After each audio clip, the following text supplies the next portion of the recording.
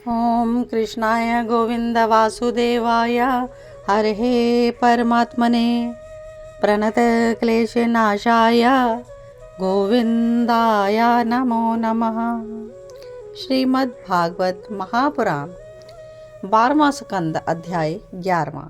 भगवान के स्वरूप और आयुधों का रहस्य तथा विविध सूर्यगण की वर्णन। शौनक आदि ऋषियों ने पूछा, हे सूत जी, आप हमें भगवान के स्वरूप, उनके अंग उपांगों और आयुधों के रहस्य के बारे में बताएं। तो सूत जी उत्तर देते हैं कि हे शौनक आदि ऋषियों, भगवान के जिस विश्व चैतन्य स्वरूप में त्रिलोकी के दर्शन होते हैं, उसके विषय में तो वेदों और आचार्यों ने काफ़ी कुछ कहा है, फिर भी आपकी जिज्ञासा के अनुरूप मैं वर्णन करता हूँ। यह विराट ब्रह्मांड, प्रकृति, सूत्रात्मा, महातत्व, अहंकार, पंच तन्मात्रा और इन 9 तत्वों के साथ 11 इंद्रियां, पंच महाभूत आदि 16 विकारों से बना हुआ है। यह भगवान का पुरुष रूप है। पृथ्वी इसके चरण हैं, स्वर्ग मस्तक है, अंतरिक्ष नाभि है, सूर्य नेत्र है, वायु नासिका और दिशाएं कान हैं, प्रजापति लिंग है, मृत्यु गुदा है, लोकपाल भुजाएं हैं, चंद्रमा मन और यमराज भौहें हैं, लज्जा ऊपर का होंठ है, चांदनी दंतावली है, ब्रह्म मुस्कान है, वृक्ष रोम और बादल विराट पुरुष के केश हैं। संपूर्ण ब्रह्मांड इसी में समाया हुआ है।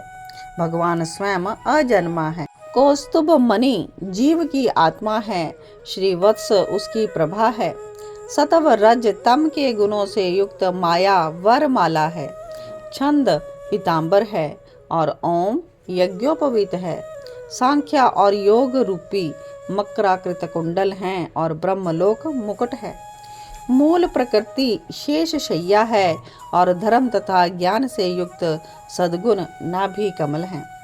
वे मन, इंद्रिय और शरीर संबंधी शक्तियों से युक्त प्राण तत्व रूपी कौमोद की गदा धारण करते हैं, जल तत्व रूप 5 जन्य शंख लिए रहते हैं और तेज स्वरूप सुदर्शन चक्र धारण करते हैं। आकाश के समान निर्मल खड्ग तमो रूपी अज्ञान ढाल है, काल रूपी शारंग धर धनुष है और कर्म ही तर्कस है।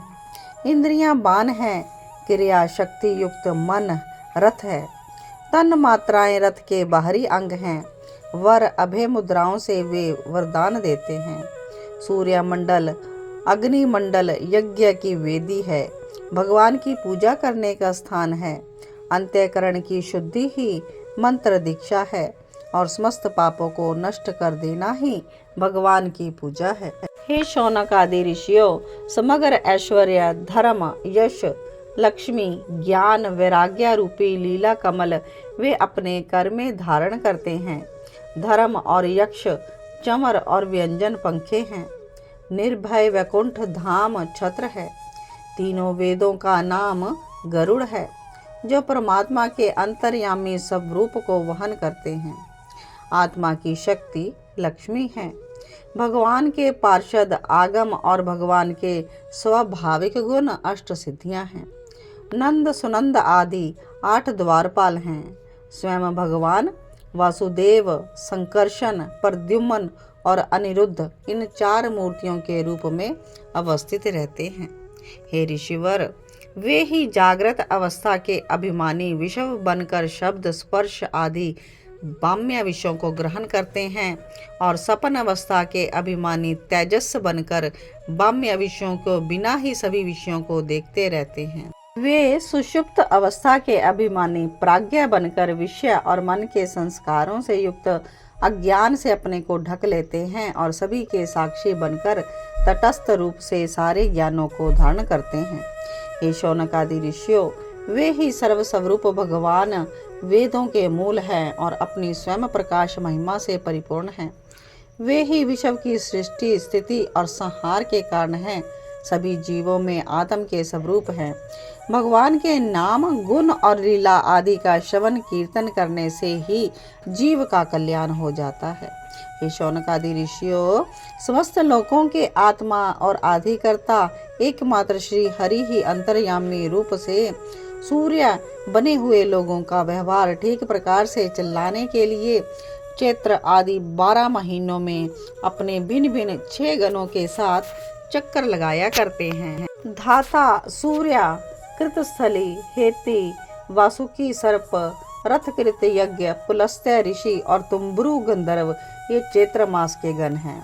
और वैशाख मास के गण चेंज हो जाते हैं। अयरमा सूर्य बन जाता है पुलह ऋषि, और पुंजिका स्थल अप्सरा, नारद, गंधर्व और कच्छ नीर सर्प। तो इसी प्रकार ज्येष्ठ मास के भी गण हैं, और आषाढ़ मास यानी कि 12 महीनों के अलग अलग ऋषि, नाग, किन्नर, अप्सरा आदि अलग अलग स्थित हो जाते हैं। तो ये सभी गण अपने अपने मास में कार्य संपन्न करते हैं। ये सभी सूर्य भगवान की विभूतियां हैं। इन 6 गणों के साथ सूर्य देव 12 महीने सर्वत्र विचरण करते रहते हैं और इस लोक तथा परलोक में विवेक और बुद्धि का विस्तार करते रहते हैं, सभी की देखभाल देख रेख करते रहते हैं। तो इसी प्रकार इस संसार में जितनी भी विभूतियां हैं, सब का ही सब भगवान स्वयं इन सब रूपों में बटे हुए हैं। इति श्रीमद्भागवत महापुराणम। तो आज की कथा में हमने बड़ी ही महत्वपूर्ण भगवान के स्वरूप के रहस्य का वर्णन श्रवण किया। तो आप सभी इस कथा को आगे वितरण करें ताकि घर बैठे ही सभी जन सिर्फ YouTube पर वीडियो प्ले कर इस अद्भुत कथा श्रीमद् भागवत महापुराण की घर बैठे ही YouTube के माध्यम से श्रवण कर सकें, क्योंकि प्रत्येक घर में ज़रूरी नहीं है कि श्रीमद् भागवत महापुराण का ग्रंथ हो, लेकिन चाहिए तो हर एक ग्रंथ अपने घर में ही विराजमान करे। श्रीमद् भागवत महापुराण 18 पुराणों में सबसे महत्वपूर्ण पुराण है, तो इसको तो घर में ज़रूर ही विराजमान करें। लेकिन अगर नहीं कर सकते किसी कारण, तो आप YouTube के माध्यम से घर बैठे ही कथा श्रवण कर सकते हैं। यह डिजिटल और मीडिया की फैसिलिटी का यूज़ आप अच्छी तरह से करें और इसे भगवत कार्यों में लगाएं। भगवान की कथा को श्रवण करें, भगवान में ही मन लगाएं, अपना जीवन सफल करें। आप सभी के हृदयस्थ बैठे प्रिया प्रीतम को मेरा कोटि कोटि वंदन। जय जय श्री राधे श्याम, सबको मिले श्री वृंदावन धाम, श्री कुंज बिहारी श्री हरिदास।